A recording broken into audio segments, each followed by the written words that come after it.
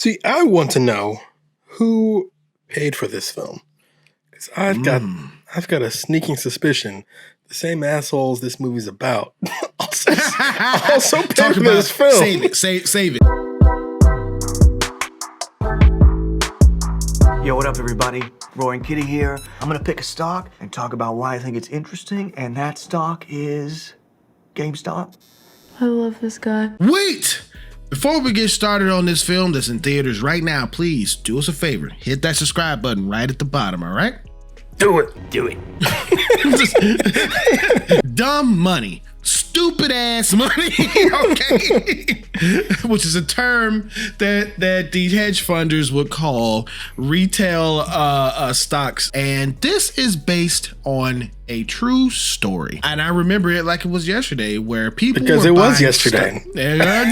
It was 2021. Like, what the hell? Like, this movie is like, back in the day, way back in 2021. It was like, that was just the other day. People were buying up GameStop stock. It was ran on by this Reddit user by the name of was it Kitty? Yeah, his real name is Keith Gill, but yeah. Keith Gill. Yeah, because he was like, they think this company is gonna tank when people are still buying discs and stuff like that. I'm like, right. I was like, there's a person right next to me that hasn't bought a disc in forever from GameStop. I haven't bought a disc. I'm an avid gamer. I haven't bought a disc in about 10 years, dog. So okay. I'm the reason why GameStop is dying. I have turned on to that too, because GameStop makes their money from subscriptions, used games, and things like that. And there's a character in here played by Dan Duhan that explains that Paul Dano is an amazing actor, and he's like a chameleon, man. He can go from the Riddler to this to playing freaking Spielberg's dad. Okay, yeah, I'll be honest. Paul Dano ain't missed yet. Like, this dude can act. Like, I think he's fantastic. Every time you see him, he elevates every movie he's in. And you got people in here like Seth Rogen, who plays one of these pompous, rich hedge funds guy. The thing that I didn't like about this film is that the information was going by way too quick for me. It was like fast lightning, blah blah blah blah blah. You know, right. The movie's really uninterested in explaining to you, like, in detail about what's happening. It just really wants you to get like a much more broad view on what's going on with the GameStop stock. Yeah, and I do enjoy the characters that's in this. You got America Ferrera that's in here. She plays like a nurse. You got Pete Davidson plays Paul Dano's brother, and he was a good comedy relief in here. With some of the stuff he was saying. The last time we saw Pete Davidson in a movie, what movie was that? I can't remember what movie it was. The car he steals, named Raj, voiced very annoyingly by Pete Davidson. I thought it was annoying. So I thought Pete Davidson. I've got no hate for Pete Davidson. I've never really put much thought on him. You know, he was in SNL, and I know he's run through a bunch of celebrities, but I never really put a lot of thought in him. I previously said that I didn't think Pete Davidson was very funny, and I didn't understand the humor. But I thought he was actually really funny in this movie. So, which proves that this man does have talent now. Like I said before, I'd never really understood his whole thing. Or I'm like, what's his deal? Why he's so popular?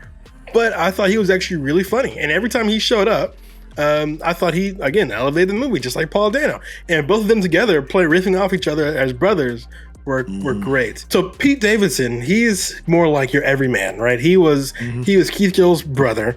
And every time Keith would try to explain what he's doing, you know, Pete Davidson character is like, I don't know what that is. I don't give a damn. Like, I don't know what you're doing. So I thought some of that stuff was funny. Because he started to get a lot of attention, a lot of news on this, because he was making so much money by buying this stock so low, you know?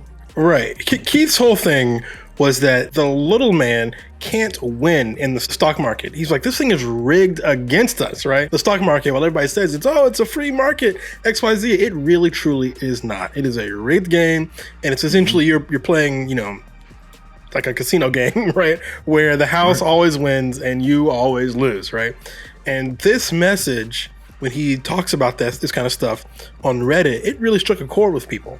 And when he came up with this crazy idea to invest in GameStop stock, the Reddit community really jumped on it and created this big, I guess it was a trend where everybody kept buying GameStop stock to try and short sell the stock, right? And of course, these big guys, they make the money by betting that GameStop is going to go out of business, that their stock price is going to keep going lower. But when all these little guys kept buying the stock, it raised the price, which made them make more money and make the hedge fund managers lose money. This is essentially what the hedge fund managers always do. This is their bread and butter, right? This is what they do. But when the little guy does it, they're suddenly alarmed, right? They're like, no, the money's flowing the wrong direction here. This cannot happen. And in this whole movement in the real world and in the movie, it shined a light on the rigged game that is the stock market. And so that kind of stuff I liked. I thought that was interesting. Like, the movie wasn't just from Keith's point of view. It picked out like some, I guess, random Joes, some everyday people who saw Keith's call to arms, I guess, on Reddit, and they decided to invest too, or maybe they didn't invest, and maybe they were going to sell, maybe they're going to hold. But one of the things I had a problem with, I'm like, who financed this movie? I have a sneaking suspicion when it comes to these multi-million-dollar movies. I have a sneaking suspicion that some of those fat cats that this movie is rallying against might have actually paid for this film.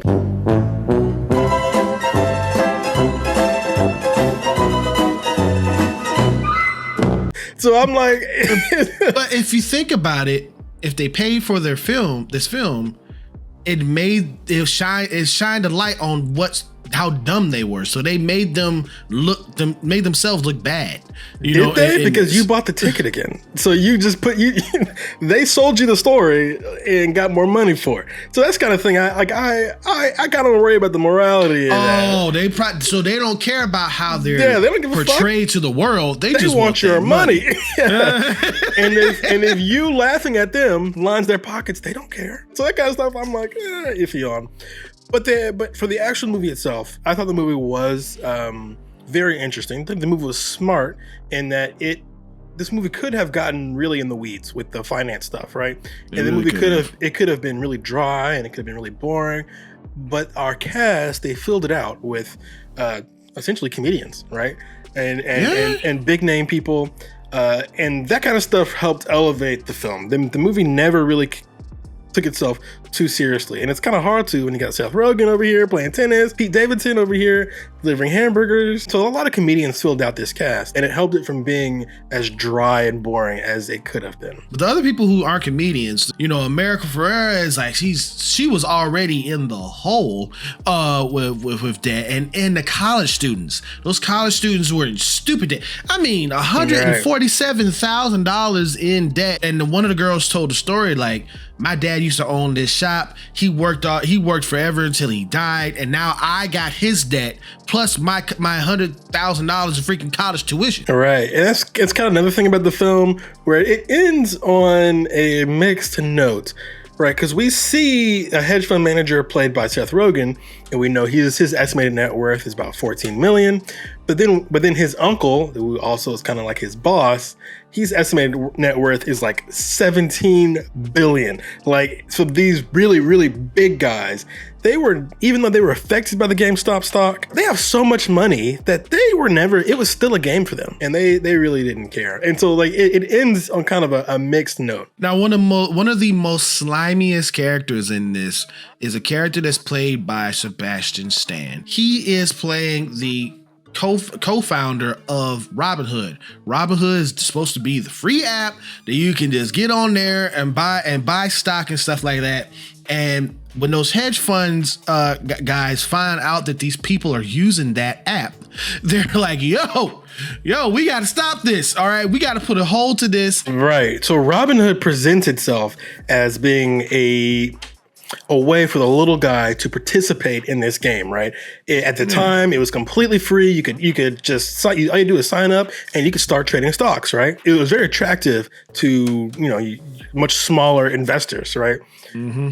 But the movie reveals that they're really just a puppet, right? The big guys still own the company. Like the multi-billionaire actually owned the company that owned Robinhood, right? Mm-hmm. So like, even though you think you're getting an in, you're really not, right? You really truly cannot win in this game. It is so deeply rigged against the little guy. And again, that's what this movie is about, and that's what Keith Gill was trying to expose. Also, with the hedge fund managers from Robinhood, they kept asking him, like, so you don't charge anything on your app? They're like, no, I don't charge anything. So how do you make your money? How do you make money? And he's like, you know, 'cause they don't. We got the hedge fund people giving us money for having this open, okay? Exactly. You know, they had all of the congressional meetings, the real congressional meetings with these people that's on tape and recorded, because this was during the pandemic, and then you had AOC, and you had some other political people in Congress. Right, they used real footage from the actual congressional meeting in this film. Yeah, they were really trying to see what was going on with what Keith Gill was doing. You know? Right. So when the money flows in the right direction, right, to the fat cats, there's no congressional meeting. No one cares. But as soon as it goes the wrong direction, it's going to the little guy. There's these people who are so deeply in debt. These poor people who are working for Uber Eats or something. They're like, no, we need to call Congress needs to look into this. I liked how the movie was not shy in showing how rude and crass a lot of this movement was. Right? Sure, it was for the little guy and stuff like that. But they called each other R slurs, and they said it was like really like ugly looking and nasty. So I like that they weren't shy about that. Like, these guys were the good guys, but they were they were very much internet people, right? Just read the comments. Trolls. Yeah, yes. Just read the comments of anything on YouTube, anything on Reddit. You get a lot of nasty stuff. Hey, read the comments that's in our videos. Okay? Exactly. You see a lot of gross stuff, and the movie's not shy. It's like, yeah, Keith Gill is working for the everyday man, but some of these guys probably aren't exactly the best people. It didn't show everybody in a 100% sympathetic light, which I thought helped make them feel more real. I also like that they didn't portray Keith Gill as some sort of financial genius, because he wasn't, right? His whole thing about the GameStop stock, it wasn't that he was right. It wasn't that he knew something about the stock that no one else knew. It was that his move to invest $50,000 in this dying stock was so audacious, right? That it made people join him, right? It made people kind of cheer for him, cheer for the little guy. Even when he was during the congressional hearing, they're like, "How did you know this was going to happen?" He was like, "I didn't. Like, I don't even really understand how this thing even works, really, right? A lot of this stuff is being obfuscated, so we can't see exactly the inner workings of the stock market." And he was trying to show that was kind of his point, that it's so complicated, and the game is just so deeply rigged against him that you can't even really truly understand what's happening unless you work at one of these humongous firms that have all this technology and all these people and all these resources, and you gotta have a whole team of people who are just watching the stock market and watching all these trends. And it's like, if you're just one guy, how can you do this? How can you win at this game? I also like Shirlene Whitley's character in here, because she was his wife, and she held him down. She held him down from the beginning. Even when things towards the end, she kind of worried about certain things, but in the beginning, she was like, "Go in there and make a video." I was like, yeah. Her character, I think her character for me revealed a flaw in the film, and the movie really revolved around the white guys. Right? And anytime a woman was there, she was like, "Here's your food on a plate, honey. I'm taking care of the baby now, honey." They weren't actually participating in any of this kind of stuff. And even the one female investor that we had, she was kind of a quack. Right? She was, and at the end of the movie, it's revealed that she actually lost a bunch of money through this whole GameStop thing. So to me, I think that. What about the college students, though? I mean, is it? Yeah, they came out on top. But for the most part, whenever they showed a woman, I felt like they were in kind of in the kitchen or holding a baby or something, so that kind of stuff. I was like, Yeah, but then on the flip side, you see Seth Rogen's wife in there. She ain't holding no daggone baby. She over there. Yes, she is. The first time we see her, we see her, she's in bed, and she's like, "If you kids don't quiet down," and I'm like, "Oh, okay." That is true. I forgot about that. So maybe while I was so blinded by the big house and all that stuff. That's funny. For me, I thought the women could have played a more active role. But you're right. There were those two college students, and they did invest, and in the end, they seemed to be fine. But outside of those two, I thought the women didn't come off that great. I would, and particularly Keith Gill's wife. Going into this film thinking I was going to learn a little bit more about the stock market, in general, not just about the whole thing that happened with GameStop.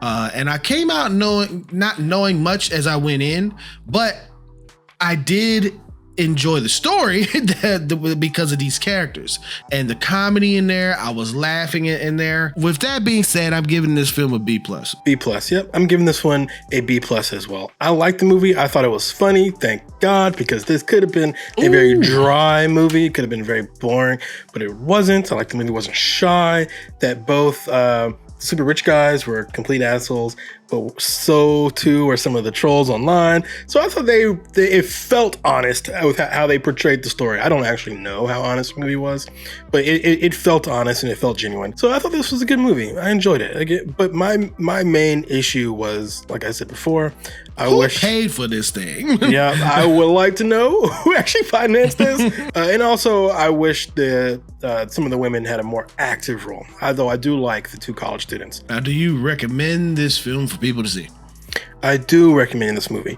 I kept also thinking about the movie called The Big Short, which was about the Great Recession of 2008. That movie did go into detail about what was going on in the stock market at the time. And I felt like that movie at times was dry, and this movie was not, even though that movie also had a bunch of comedians in it as well.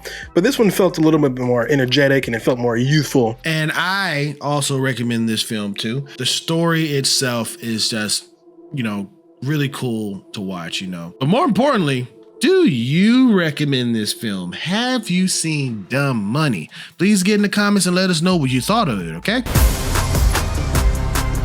Thank you so much for clicking on this video. We really do appreciate you guys. Our subscriber count's been going up. You guys been talking to us. Everything is great on this sunny side of the aisle, all right? So if you want to come on over here and get a little tan, hit that subscribe button.